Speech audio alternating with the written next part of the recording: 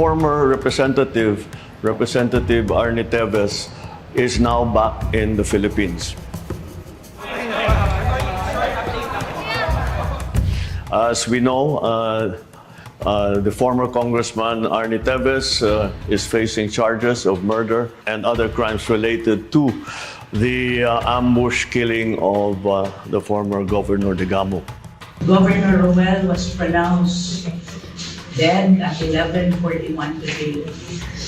Governor Digamo do not deserve that kind of death.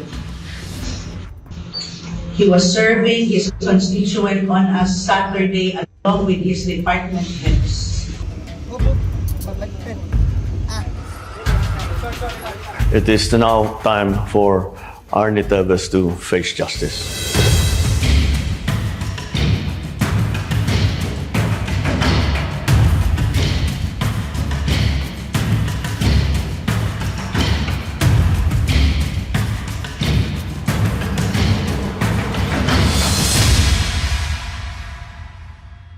Matapos ang 2 taong pagtakas, pagtatago at pamamalagi sa bansang Timor-Leste, na ibalik na ng Pilipinas si dating Negros Oriental Representative Arnulfo Teves Jr. Paano nga ba humantong sa kulungan ang isang taong inihalal ng taong bayan bilang isang mambabatas? Bago magtapos ang buwan ng Mayo, ito ang nakitang imahe ng sambayanang Pilipino mula sa Timor-Leste. Isang nakagapos na Arnulfo Arnie Teves Jr. na itinurn over ng mga opisyal ng Timor-Leste sa mga otoridad ng Pilipinas. Alam mo, wala naman akong problema kung makakawin ako sa akin. Huwag na, mainit. Hindi, malamig dito sir. Mamaya na. Mamaya na. Okay sir, so nandito ka na sa aming custody. Isa-serve naman namin sa iyo yung warrant mo sa Pilipinas. Ginoong Arnulfo Teves Jr., kayo po yun, sir. You are under arrest by virtue of the warrant of arrest issued by Manila Court on September 2023 for 10 counts of murder, 12 counts of frustrated murder, 4 counts of attempted murder.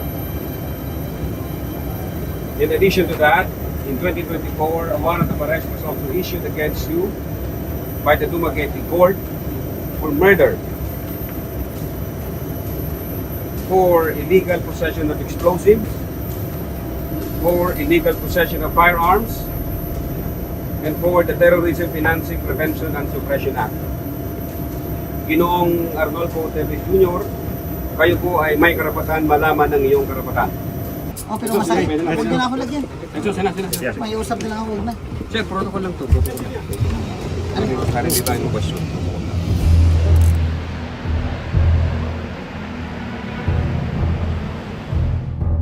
March 4, 2023, pinasok at inatake ng mga armadong individual ang pamimigay ng ayuda ng noon ay Negros Oriental Governor Roel Digamo sa kanilang bahay sa bayan ng Pamplona. Patay sa insidente si Digamo at 9 na iba pang individual. May na-recover po tayong abandoned vehicles which were used as getaway vehicles. Yung nakita po ng mga witnesses fleeing from the area, more or less wala pa pong definite motive.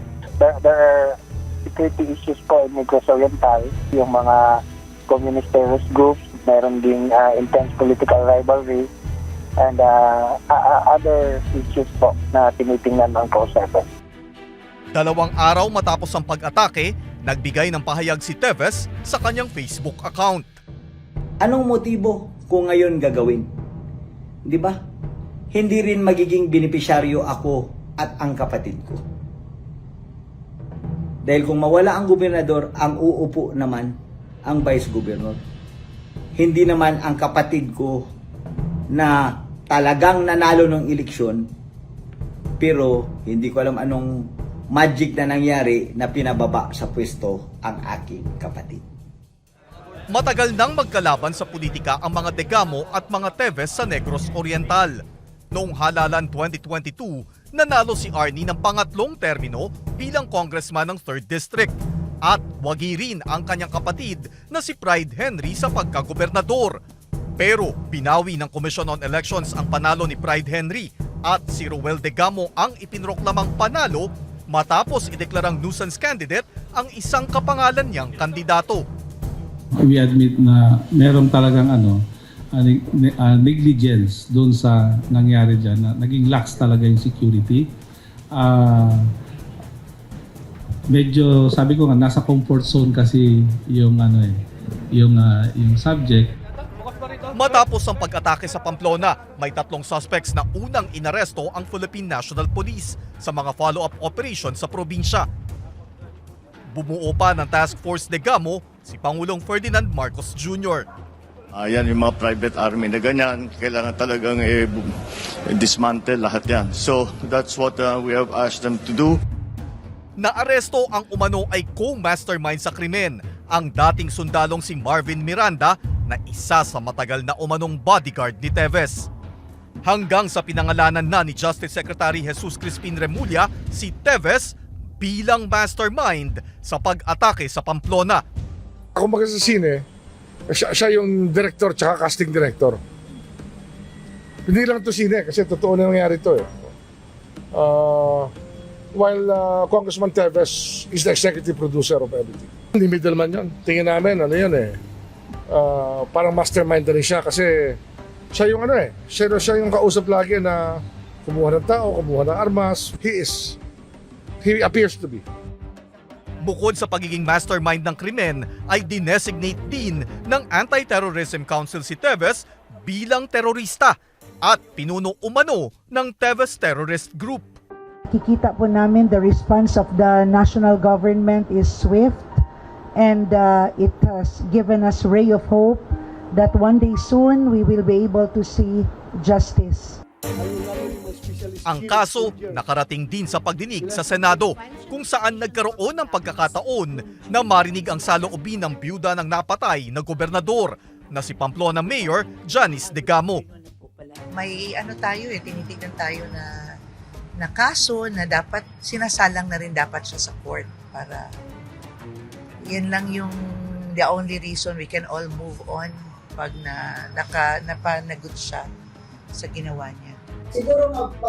Sa kasagsagan ng investigasyon ay sa Facebook lamang nakikita ng publiko si Teves. February pa lang ay umalis na ng bansa si Teves bago ang pag-atake at hindi bumabalik kahit na pamilya na mismo ang humihikayat. I'm already exasperated.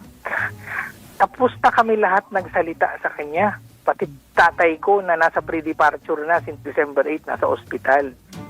Sinabi ko sa kanya, kung may mangyari sa tatay natin, exasperated na ako, ayoko na. I've done enough and I have suffered enough. Ayoko na. May galit na. Nakakapagod na. Hanggang sa napaso na ang travel order niya pero hindi pa rin siya bumabalik sa kanyang tungkulin bilang kongresista hanggang sa sinuspinde na siya ng Kamara. After a thorough discussion, this committee, by a unanimous vote of its members, recommends to the House of Representatives the imposition of the penalty of expulsion from the House of Representatives upon Arnulfo Ari Itives Jr. Sa mga panahong ito ay humihingi na ng asylum si Teves sa Timor-Leste hanggang sa inanunsyo ng Department of Foreign Affairs noong May 9, 2023 na hindi ito inaprubahan. May 17, 2023, sinampahan ng National Bureau of Investigation sa Department of Justice ng patong-patong na reklamong murder, frustrated murder at attempted murder si Teves. Dahil sa hindi pagsipot sa tungkulin, Agosto nang mangyari ang makasaysayang unang pagpapatalsik ng Kamara sa isang kongresista mula 1987. Public officials must be reminded of the mantra, public office is a public trust. August 18, 2023, nang isampa na ng DOJ sa Manila Regional Trial Court ang murder cases laban kay Teves. Sa sumunod na buwan, nagpalabas ng arrest warrant ang korte sa napatalsik na kongresista. Sa mga panahong ito ay malaya lang si Teves sa Timor-Leste at nagkaroon pa ng chance encounter kay dating Senador Manny Pacquiao. February 27, 2024, Kinansela na ng Manila RTC ang pasaporte ni Teves at naging undocumented alien na siya sa Timor-Leste. March 21, 2024, inaresto si Teves ng International Criminal Police Organization habang naglalaro ng golf sa Dili. Ito ay matapos mailagay sa red notice list ng Interpol si Teves. June 27, 2024, inanunsyo ng DOJ na pinagbigyan ng Court of Appeal ng Timor-Leste ang extradition request ng pamahalaan ng Pilipinas para maharap na ni Teves ang kanyang mga kaso sa bansa. Pero hindi pa rin napauwi si Teves dahil sa kabi-kabilang apela ng mga abogado niya at ng pamahalaan ng Pilipinas. Itinunto rin ni Secretary Remulla ang mga naging dahilan ng delay tulad ng umano ay immature na judicial system ng Timor-Leste. Tila nagbanta rin si Remulla sa Timor-Leste na maaring malagay sa alanganin ang kanilang aplikasyon para maging miyembro ng Association of Southeast Asian Nations o ang ASEAN. Nitong March 20, 2025, tuluyan nang tinuldukan ng Court of Appeal ng Timor-Leste ang extradition request ng Pilipinas nang baligtarin nito ang desisyong pauwiin si Teves.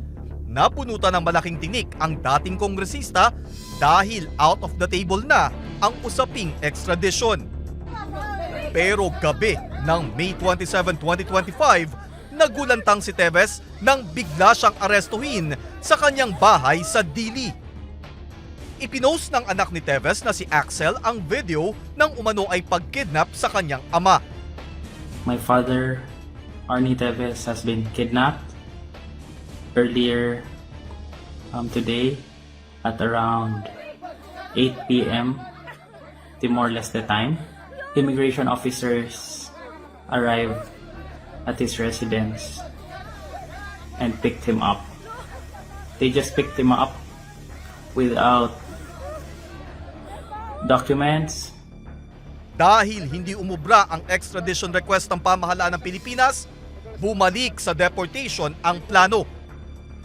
May 28, inanunsyo ng gobyerno ng Timor-Leste, ide-deport ng Ministry of the Interior si Teves dahil wala siyang valid visa at kanselado ang kanyang Philippine passport.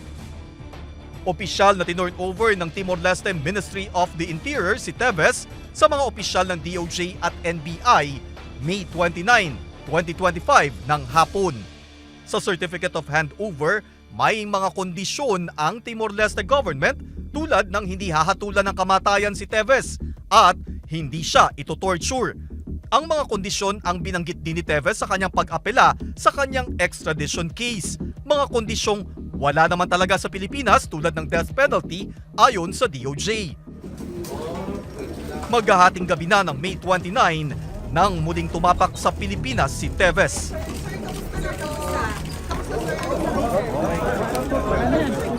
Kami, we are truly delighted. We are happy. We are in cloud nine that what we have been waiting for, what we have prayed for so long, have finally happened. We couldn't believe our eyes. We couldn't believe what we have heard. Habang nakadetine sa NBI, iniharap si Teves sa publiko. Katabi niya ang kanyang inang si Zenaida. We hope that the playground is, I hope that there should always be a level playing field. Dahil that's fundamental. Papasalamat ako sa Diyos na after 2 years, nakita ko na, naakap ko na yung anak ko. And I would also like to thank the people who have been supporting us with their prayers. Nitong June 5 sa kauna-unahang pagkakataon, humarap na sa korte si Teves nang basahan siya ng sakdal na illegal possession of explosives. Ilan sa iba pa niyang kaso bukod sa pagpatay sa mga biktima ng Pamplona attack. Hindi ko alam ano nangyari. So, sige na lang, tapos na yun. But sa totoo lang, of course, malungkot ako dahil siyempre makukulong ako. Matapos ang 2 taong habulan, nasa jurisdiksyon na ng korte si Teves at inaasahang magtutuloy-tuloy na ang paglilitis sa kanyang mga kaso. his day in court, ika nga. Para naman sa mga naulila ng March 4 attack, hustisya pa rin ang kanilang patuloy na isinisigaw. Kahit na sa pag-aresto pa lang, ganong kahaba na ang kanilang hinintay.